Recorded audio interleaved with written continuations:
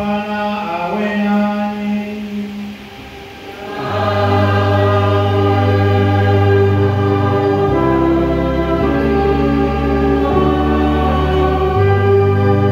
Somo katika Injili ilivyoandikwa na Yohane.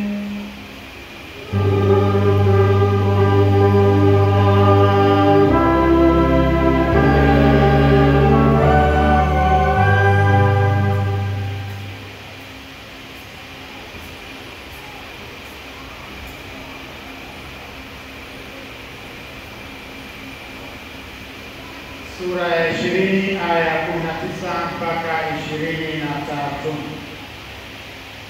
Ikawa jioni siku ya kwanza ya juma, pale walipokuwa wanafunzi, milango imefungwa kwa hofu ya Wayahudi.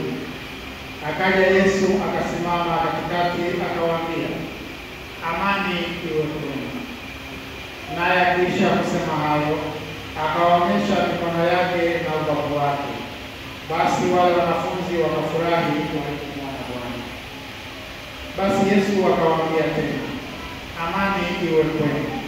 Kama vile Baba alivyonituma mimi nami nawapeleka ninyi. Naye akiisha kusema hayo, akawaambia, pokeeni Roho Mtakatifu.